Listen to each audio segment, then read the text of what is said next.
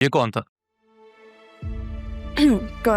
जी सब कुछ ठीक है, कोई नहीं था। अगर कोई नहीं था तो फिर तो ठीक है, लेकिन अगर कोई ख़ास था फिर किसी ख़ास को सबके सामने ऐसे आम नहीं करते। काफी समझदार हैं आप। और बांगड़ू भी।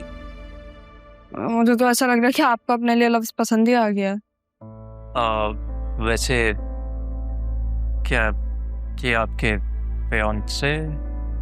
नहीं, वो मेरी कजन के शौहर थे। ओ अच्छा।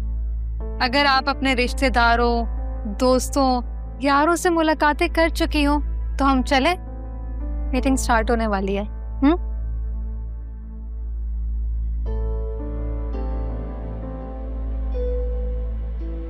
वैसे मुझे कुछ खास पसंद नहीं आया ये शख्स। कोई ऐसे इंसान से शादी कैसे कर सकता है? आप ऐसे कैसे कह सकते हैं? किसी से शादी करने के लिए उसको समझना पड़ता है। पहली नजर देख के आप जज थोड़ी ना कर सकते हो उसे। समझने की तो कोशिश कर रहा हूँ, इसलिए दिल और दिमाग लगा बैठा हूँ। आप अपना दिल और दिमाग ना जो मीटिंग होने वाली है उसमें लगाएं।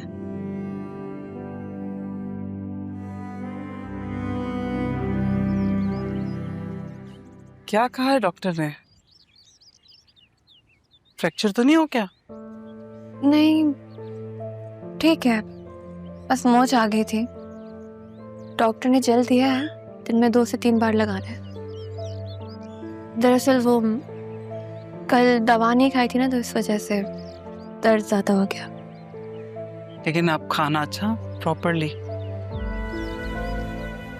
अल्लाह पाक तुम्हारे सारे दुख और दर्द खत्म करे। अफसोस सिर्फ इस बात का है किसी और का किया हुआ तुम काट रही हो।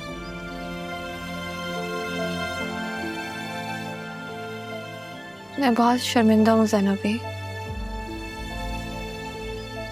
इतना सब कुछ हो जाने के बावजूद आपने ऐसे वक्त में हमारा साथ दिया, हमारे साथ खड़ी रही है। कैसी बातें कर रही हो बतूल? क्या मैं तुम्हारी अपनी नहीं हूं? ऐसा कुछ भी मत सोचो बेटा। हम सब समझते हैं कि वक्त की कोई शक्ल, कोई रूप नहीं होता, लेकिन मेरा मानना है वक्त इंसान के रूप में कैद हो जाता है। जैसे हम लोग बचपन से जवानी और जवानी से बुढ़ापे में कदम रखते हैं, बस उस वक्त कदर नहीं करते, इसी तरह वक्त भी रूप बदल के इंसान के सामने आता है, कभी अरूज और कभी जवाल। बिल्कुल सही कहा आपने। वक्त कभी भी एक जैसा नहीं रहता। कभी कभी बादशाह को फकीर और फकीर को बादशाह बना देता। अब मेरे और आप अपने हालात ही देख लें।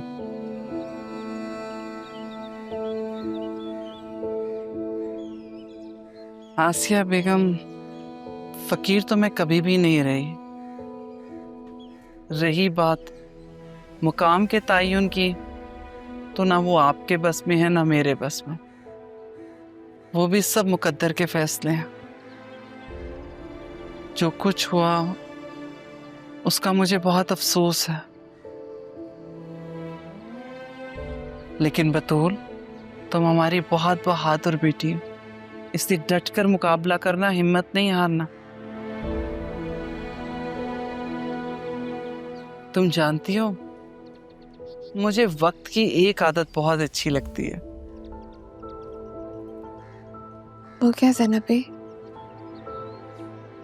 बेटा वक्त कैसा भी हो गुजर ही जाता, किसी के लिए नहीं रुकता। चाहे वो अच्छा वक्त हो या बुरा, सब टल जाता। कुछ खाओगी? मंगवाऊं?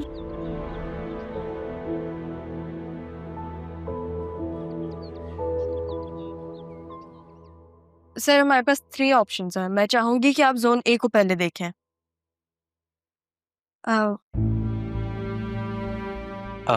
Miss F5 please. जी वो आई एम सॉरी सर, ये वो वाली फाइल नहीं है मेरे पास। पीडीएफ में होगा, मैं आपको वो भेज देती हूँ, पीडीएफ व्हाट्सएप कर देती हूँ। दिस इज वेरी अनप्रोफेशनल दो।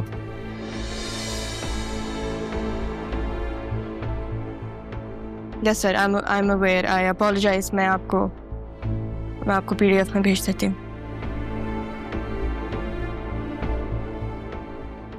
ये ले।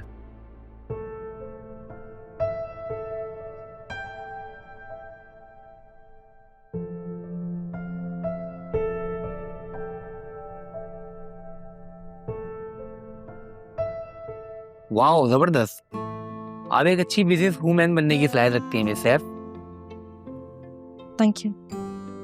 एक्चुअली यही जहानत तुम्हें सैफ को यहाँ तक लेके आई है।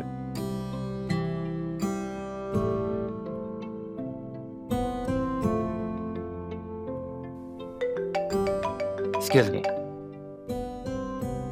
हाँ कहो, क्या आरएनबी के शेयर मार्केट में आ गए? ठीक है, ओके। सर मेरे पास शायद प्रिंट आउट हो, मैं या श्योर।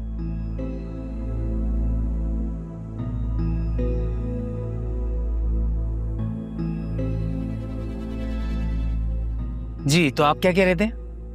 मैं यही कह रहा था कि मिस सैफ कामयाब होने की पूरी सलाहियत रखती है। इनफैक्ट उसके लिए उनको किसी की कोई ख़ास ज़रूरत भी नहीं है। अगर अकेले ही सब कुछ कर लेते तो हम सब एक दूसरे के साथ क्यों जुड़ते? कभी कभी साथ सिर्फ मफाद के लिए नहीं, इमोशनल भी होना चाहिए।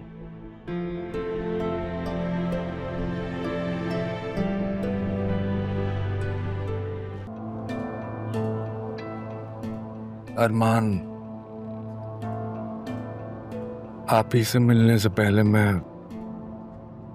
मुझे वसीम और ज़रियून से मिलवा दो बेटा। ठीक है, आप बताएं किधर जाना? बस ये सीधा जाके आगे से लेफ्ट है। आगे से लेफ्ट ले लो।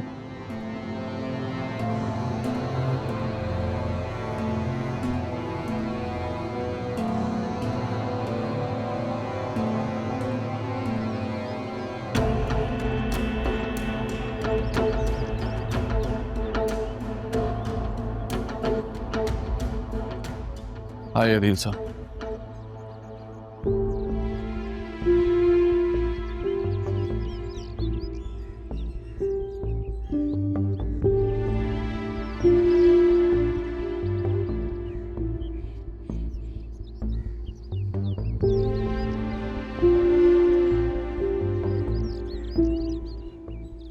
कोई दरवाजा नहीं खोल गया।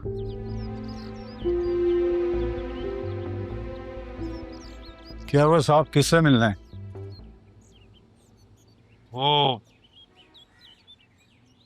ज़रियून और वसीम यहाँ रहते हैं। वो तो कल देर रात से सामान उठाकर गायब हैं दोनों, और शाम को उसने अपनी औरत को भी घर से बाहर निकाल दिया था। साहब ये दोनों फिर गायब हो गए, फिर से आ जाएंगी। वो लड़का तो साल भर से ये इसी घर में रहता था। नहीं, वो जो लंदन से आया था यहाँ पर। हम यहाँ 3 साल से हैं, सबको जानते हैं साहब। ये ठीक कह रहे हैं, ज़रियून पिछले 1 साल से पाकिस्तान में ही है। ये क्या कह रहे हो अरमान? ही रह कैसे हो सकता है? गाड़ी में चलिए, सब बताता हूँ।